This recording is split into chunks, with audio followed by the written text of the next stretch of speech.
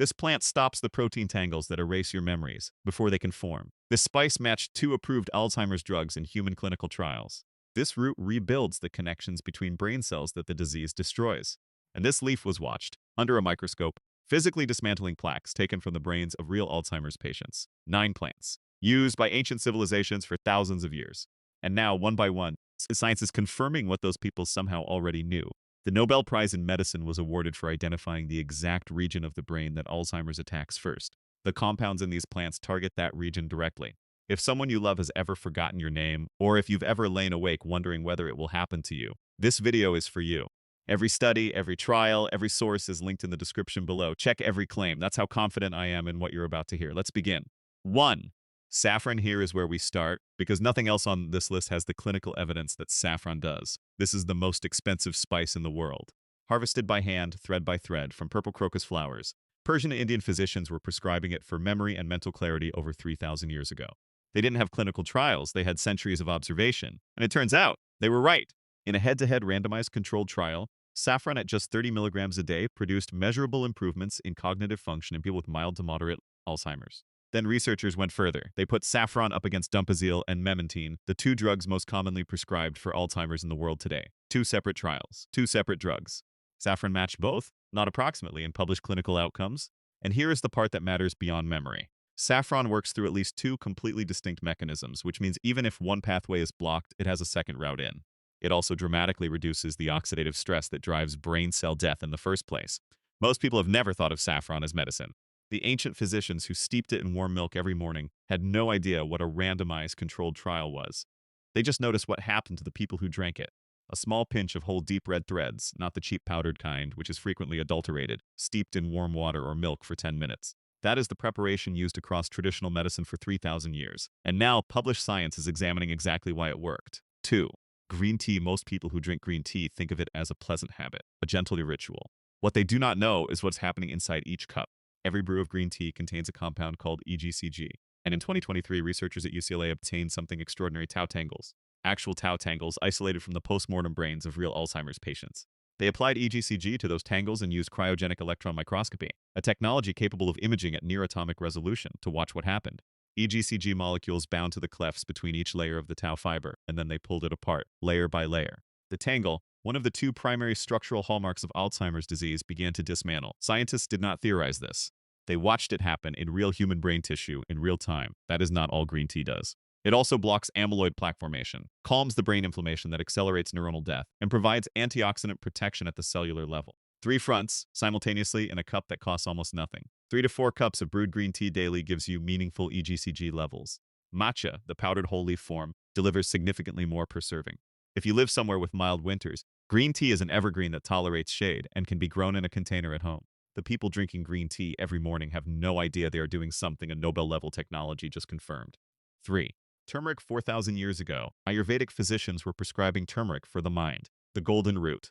The compound inside it, curcumin, can do something that most compounds cannot. It crosses the blood-brain barrier. It gets inside. Once there, it binds to amyloid plaques and reduces their accumulation. It quiets the inflammatory signaling that destroys brain tissue. Animal studies fed curcumin for 6 months and found reduced plaque load and measurable improvements in cognitive markers. A study of over 1,000 adults found that those who ate curry most frequently, unknowingly consuming turmeric regularly, scored significantly better on standard memory tests than those who rarely ate it. They were not taking supplements, they were cooking dinner. Now, here's something almost nobody talks about. A well-designed clinical trial found that standard oral curcumin produced no statistically significant difference from placebo in Alzheimer's patients. That result matters. It should not be brushed aside. The leading explanation is not that curcumin doesn't work. It is that most of it never arrives. Oral curcumin is poorly absorbed, metabolized quickly, and reaches the brain in concentrations too low to replicate what the animal studies showed. The mechanism is real. The delivery problem is being solved right now. Researchers are developing enhanced formulations that dramatically improve absorption. This is science doing what science is supposed to do, finding the problem and fixing it. In the meantime, cook turmeric into food with fat and a pinch of black pepper. The fat helps absorption. The black pepper compound piperine boosts curcumin's bioavailability by up to 2,000%. That is not a small number. 4. Ashwagandha. Ancient Sanskrit medical text called Ashwagandha Rasyana, a rejuvenating tonic that rebuilds the mind and body over time. That word Rasyana carries a specific meaning in Ayurvedic medicine, not a treatment, a rebuilder. Modern neuroscience is beginning to understand what that actually means.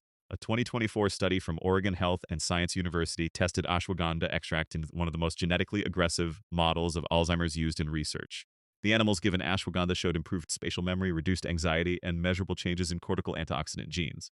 Earlier research showed it can directly inhibit amyloid fibril formation, the process by which these damaging protein structures build up in the brain.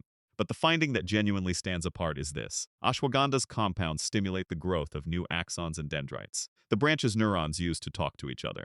Branches that Alzheimer's progressively destroys. The brain does not just stop getting worse. It starts rebuilding the structure it lost. That is a categorically different class of finding. Most interventions aim to slow damage. This one has been observed in preclinical research, prompting regrowth. KSM66 is the most research standardized extract form and is widely available. As a plant, ashwagandha grows easily in dry, warm conditions. It thrives in full sun and tolerates poor soil better than most herbs. 5. Sage. Stop for a moment, because this one surprises people.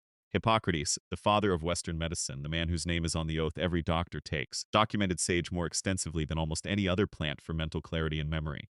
Medieval European scholars drank sage tea before their studies. Across completely separate cultures on opposite sides of the world, the same plant kept appearing in the same context. The science behind this is now specific and compelling. Sage inhibits an enzyme called acetylcholinesterase. That enzyme breaks down acetylcholine, the neurotransmitter most critical to memory and learning. When acetylcholine is depleted, cognition deteriorates. This is one of the primary features of Alzheimer's disease, and here is what should make you pause. Inhibiting acetylcholinesterase is the exact mechanism targeted by the most widely prescribed pharmaceutical Alzheimer's drugs on the market. Sage does it naturally through compounds called terpenoids and rosmarinic acid. In animal models with induced cognitive impairment, sage extract not only improved memory performance, it reversed measurable declines in acetylcholinesterase levels back toward normal. Sage is one of the easiest herbs you can grow. Full sun, handles drought. One plant gives you harvests for years. Dry the leaves, steep them in hot water for 10 minutes. A cup of sage tea costs almost nothing. Hippocrates knew something. 6. Bacopa. Ancient Ayurvedic physicians gave Bacopa to children, specifically to support the memorization of long Sanskrit texts. Thousands of lines. This was not mysticism. These were physicians watching a plant improve cognitive performance in young, healthy minds and using it accordingly. The active compounds, Bakesides A and B, have a specific and documented mechanism. They repair damaged neurons. They stimulate the kinase activity responsible for rebuilding protein structures within brain cells. They restore synaptic function, the way neurons pass signals between each other. Research has confirmed anti-apoptotic effects, meaning they actively work to prevent neurons from dying off prematurely. The honest picture. The clinical trial evidence in Alzheimer's patients specifically is still developing. A 2022 review found the existing trials were small and of variable quality. That caveat belongs here. But the preclinical mechanisms are real and the evidence base is actively growing. This is a plant worth knowing. Bacopa grows as a small creeping herb that loves water. It can even grow in a shallow aquarium. Standardized extract capsules are widely available and far more reliable than the raw herb for consistent dosing. 7. Ginkgo biloba. There are ginkgo trees alive today that were standing when the first European physicians began writing their medical texts. Individual trees survive over 1,000 years. The species itself has been on Earth for 270 million years. Chinese physicians began documenting its medicinal properties during the Tang dynasty, over 1,200 years ago. And it has been studied in modern clinical medicine longer than almost any other botanical compound. Ginkgo's active compounds, ginkgolides and bilobalide, work through multiple routes simultaneously, reducing neuroinflammation, protecting neurons from oxidative damage, improving blood flow to the brain, and modulating the enzyme responsible for amyloid processing. A 2024 systematic review confirmed all of these mechanisms against clinical evidence. The NIH funded one of the largest botanical trials ever conducted on ginkgo, a phase 3 randomized controlled trial in adults over 75, tracked across multiple years. That level of institutional investment tells you something about how seriously the scientific establishment regards this compound. Ginkgo trees take decades to mature. Standardized extract, 240 milligrams daily, the dose used in most trials. Standardized to 24% flavone glycosides is the practical route. 8. Rosemary, the herb of remembrance. Shakespeare wrote it into Hamlet. Ancient Greek students wore rosemary garlands during examinations. Mourners carried it at funerals. Across cultures and across centuries, the association between rosemary and memory was treated as obvious. Research published in 2024 confirmed that rosemary works through at least 5 distinct mechanisms relevant to Alzheimer's: inhibiting cholinesterase, modulating dopaminergic pathways, calming neuroinflammation, reducing oxidative stress, and supporting the structural integrity of cell membranes. A published trial found that people in a room diffused with rosemary's essential oil performed measurably better on speed and accuracy tests. And the blood levels of the active compound in each participant correlated directly with their performance scores. The more of the compound in their blood, the better they performed. Shakespeare's mourners were not being poetic. They were doing something that worked. Rosemary grows vigorously in any sunny spot with good drainage. One established plant lasts decades. Grow it by your kitchen door. Use it in food as tea or brushed with your hands and inhaled. It costs almost nothing to maintain. 9. Gotu kola. Ancient Ayurvedic texts described gotu kola as one of the most important herbs for mental development. Traditional Chinese medicine used it for brain health, circulation, and regeneration for over 2,000 years. Sri Lankan villagers observed that elephants, long associated with exceptional memory, regularly sought out and ate the plant. The active compounds, asiaticoside and related triterpenoids, show up targeting the same cluster of mechanisms as nearly every plant on this list: amyloid aggregation, tau hyperphosphorylation, neuroinflammation, and gut-brain axis dysregulation, all at once. And then there is the combination finding. Research from Oregon State University found that pairing gotu kola with ashwagandha produced synergistic effects on cognitive performance, the two plants working together more powerfully than either alone. Not additive, synergistic. The whole exceeds the sum of the parts. Gotu kola grows as a low-spreading herb that thrives in moist soil. It does well in a container kept in partial shade with consistently damp conditions. The fresh leaves can be eaten in salads. Dried capsules are widely available. Here is something most people have never been told about Alzheimer's disease, and it connects directly to a Nobel Prize. In 2014, the Nobel Prize in Physiology or Medicine was awarded for the discovery of the brain's internal GPS system: place cells, grid cells, the precise neural structures that allow you to navigate the world, anchor memories to location, and orient yourself in time and space. These cells live in the hippocampus and the entorhinal cortex. And here is the part that changes everything. The hippocampus and the entorhinal cortex are the exact regions that Alzheimer's destroys first, before any other area of the brain. The Nobel laureates themselves noted that their discovery gave scientists the first handle as to when and where the disease starts. We now know the target. We know where to protect. That is not a small thing. Every plant you just heard about has been studied in peer-reviewed research for its effects on this exact region and the mechanisms that damage it. In 2025, a major synthesis published in the journal Biomolecules reviewed all 9 of these plants together, assessing them against every major known mechanism of Alzheimer's disease. What made this review significant was not that each plant hit one target. It was that the compounds collectively hit almost all of them simultaneously. Amyloid beta aggregation inhibited. Tau phosphorylation reduced. KEP-driven inflammation dampened. Reactive oxygen species scavenged. Cholinergic signaling supported. BDNF and Krebs pathways, the molecular basis of learning and memory, activated. This multi-target approach is increasingly recognized as potentially crucial. Alzheimer's is not a single pathway disease. It is a convergence of failures. A compound that hits only one target may not be enough. These plants collectively hit almost all of them. Now, let's return to saffron, because it deserves its own moment. 3 separate randomized controlled trials, the gold standard in clinical research, have compared saffron's active compounds against approved pharmaceutical Alzheimer's treatments. A 16-week double-blind trial involving 46 patients with mild to moderate Alzheimer's found that saffron at 30 milligrams daily produced measurable improvements on the standard cognitive assessment scale used by neurologists worldwide. Subsequent trials matched those results against donepezil and then memantine, the 2 most prescribed Alzheimer's drugs in the world. And then a meta-analysis confirmed the molecular evidence. Saffron significantly reduced oxidative stress markers and increased antioxidant capacity in Alzheimer's patients. Clinical outcomes and molecular evidence converging, multiple independent trials, multiple institutions, the same result. And then there is the green tea story, which is different and in some ways even more striking. When UCLA researchers obtained tau tangles from post-mortem Alzheimer's brains and watched EGCG dismantle them under a cryogenic electron microscope, the NIH reported those findings as the basis for identifying other molecules, including several already approved for other conditions, that might replicate the same mechanism. Scientists are now using what they saw happen with green tea as a template for a new class of therapeutic compounds. A plant compound doing something visible in real human brain tissue is now guiding the next generation of drug development. That is not a small footnote. Now, the turmeric qualification deserves honest attention because it teaches something important. The Cleveland Clinic and UCLA ran a 24-week randomized controlled trial. Standard oral curcumin versus placebo. No statistically significant difference in Alzheimer's patients. That result is real. But the researchers' own explanation was not that curcumin failed. It was that they could not get enough of it to the brain. The bioavailability problem. Poor absorption. Rapid metabolism.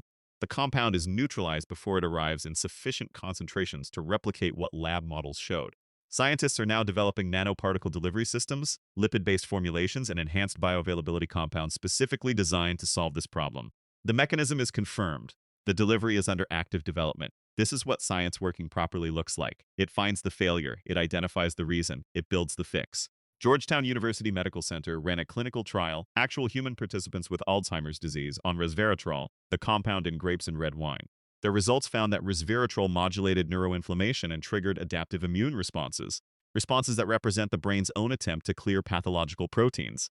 Multiple animal studies have shown direct reductions in amyloid burden with resveratrol supplementation. Here is the honest summary. Saffron has the strongest clinical signal of anything on this list. Head-to-head drug comparisons, multiple independent trials, molecular evidence confirming mechanism. Green tea has the most extraordinary single piece of evidence. A cryogenic microscope trained on real human brain tissue, watching a plant compound do exactly what it was supposed to do. Turmeric's mechanism is confirmed. Its delivery is unsolved. Ashwagandha, sage, ginkgo, bacopa, rosemary, and gotu kola sit at different points on the evidence spectrum. Some with preclinical data only, some with small human trials, some with decades of rigorous research. No plant on this list has been proven to prevent Alzheimer's in a large-scale, long-term human trial. That evidence does not yet exist. What does exist is a growing, accelerating body of mechanistic, preclinical, and, in some cases, clinical evidence that these compounds interact with the biology of this disease in ways that are real, published, and reproducible. And the research is moving faster now than at any point in the history of this field. We started this video with a Nobel Prize, a cryogenic microscope, and a clinical trial where a 3,000-year-old spice went head-to-head with an Alzheimer's drug and matched it. We end with 9 plants, some sitting in your kitchen right now, some that could be growing in a pot on your windowsill within a week. Ordinary things that ancient physicians observed over centuries and that modern researchers are now examining in randomized controlled trials. Think about what that actually means. Somewhere right now, there is a person watching a parent struggle to remember their name. There is a person lying awake at 3 in the morning wondering if forgetting where they left their keys means something more than it used to. These are not abstract fears. They are the quiet dread that millions of people carry every single day. You cannot wait for a pharmaceutical solution that may still be years away. But you can make a decision tonight. A cup of sage tea in the morning. Turmeric in dinner with black pepper and olive oil. A daily cup of green tea. These are not dramatic interventions.